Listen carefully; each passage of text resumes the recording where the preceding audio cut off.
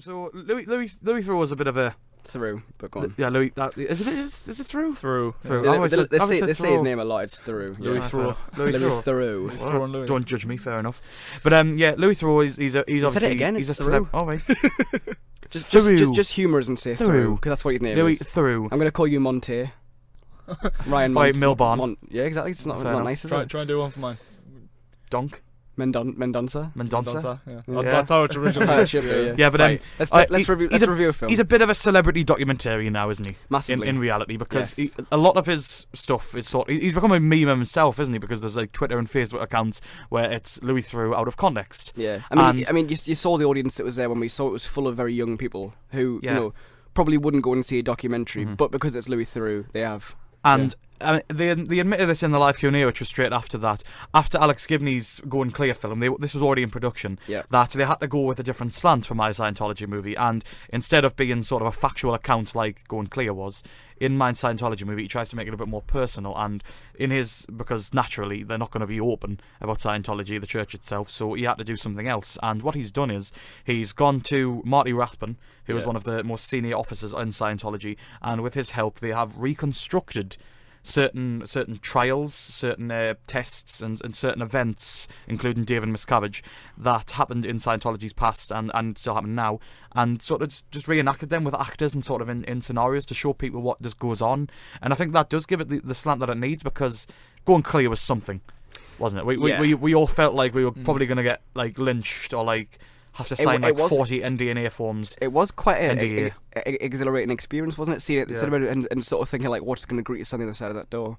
Yeah. Are we going to get dragged away with a bag over our head? Yeah. Going Clear is a very different film. I think it was very like you say, very informative and fact based. Like that was I think a good lead in for this. Like if you Steph and Sam, who are flatmates, they came. Well, they went with a different one, but we said watch Going Clear first. It'll probably put you in a good position to watch Louis Theroux's, and I think it does. It sets it up nicely. But it's the fact that they use these scenarios that are built using actors. I mean, there's an actor there's an actor they bring in to play David Miscavige, and he's got that real air. He's called Andrew Perez. Yeah, remember the name. The real eye. He's got the eyes of anger that you see in there, because David Miscavige is an angry little man by the look of him. You can see in the face. You can believe all of these counts of assault and stuff like that because allegedly. We have to say at this point it's all allegations. Allegedly. We know nothing about Scientology.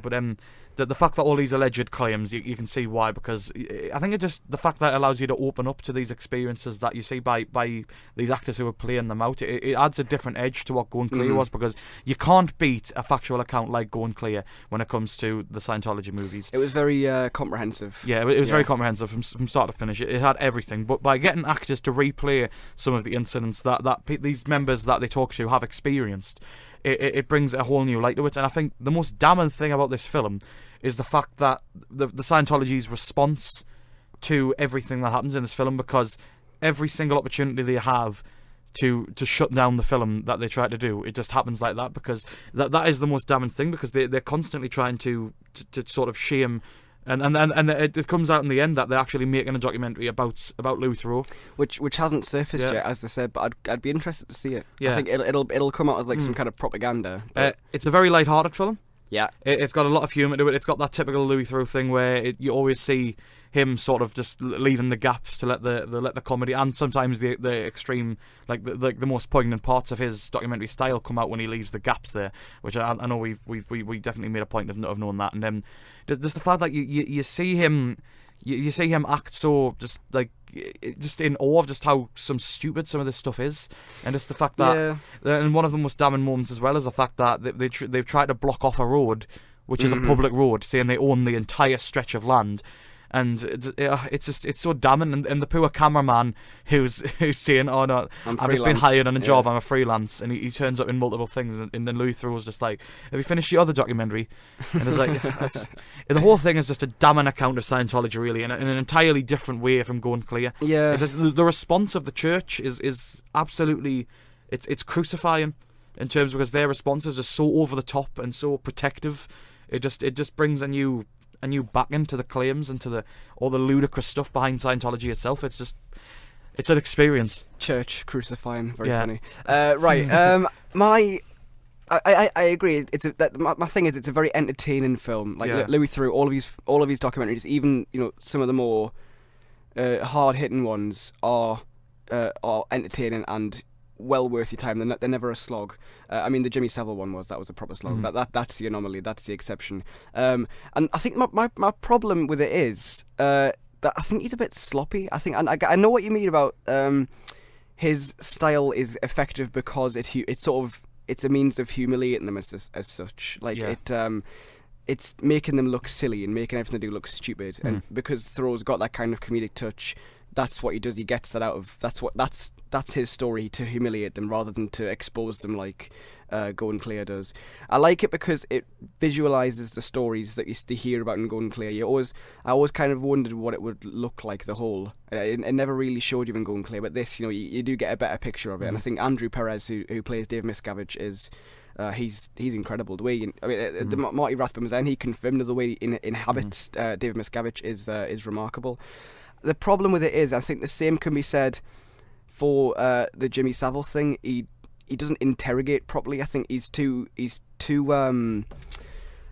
affable. I think that's probably the word. I think he's too comedic sometimes, that he doesn't really get to the bones of the story. He doesn't get to the meat of the investigation. I think especially towards the end, when there's a particularly heated confrontation with Marty Rathbun, when he asks a question at the wrong time, which he could have asked at any point through the documentary, but he doesn't have the bottle to do it, I guess. I think in the Q&A they made a point to say that they'll run out of time.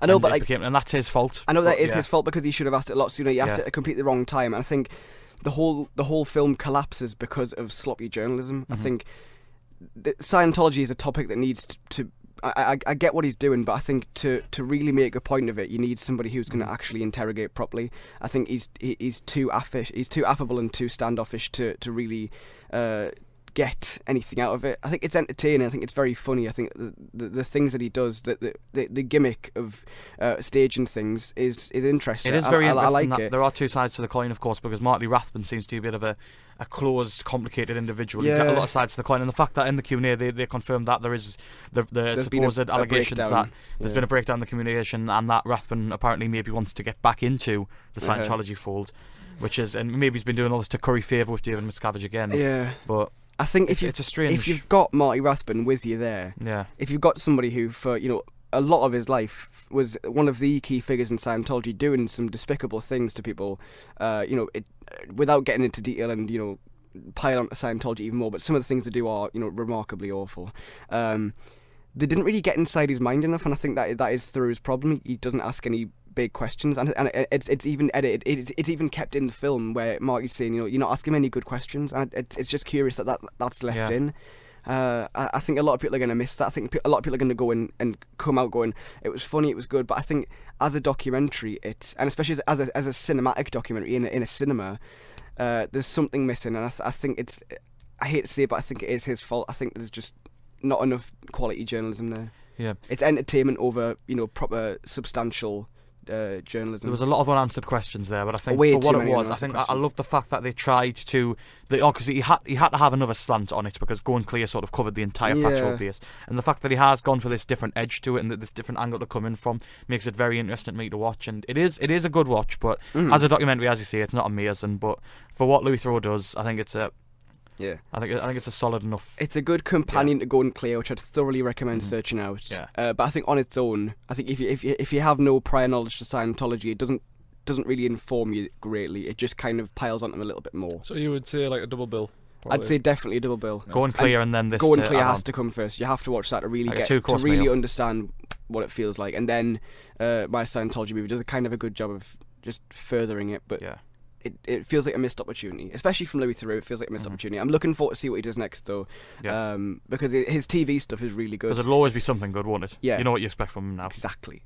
So the Tyneside are showing it. They're rerunning the Q&A alongside the film. There's also some screenings that don't have the Q&A, but I think they're all expected to sell out. So if you are interested, it's definitely worth seeing, I would say.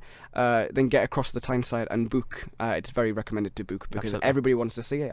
It's great. It got shown all across the country on Monday night with the Q&A. Adam Buxton did a very, very good job of moderating it as well, I have to say.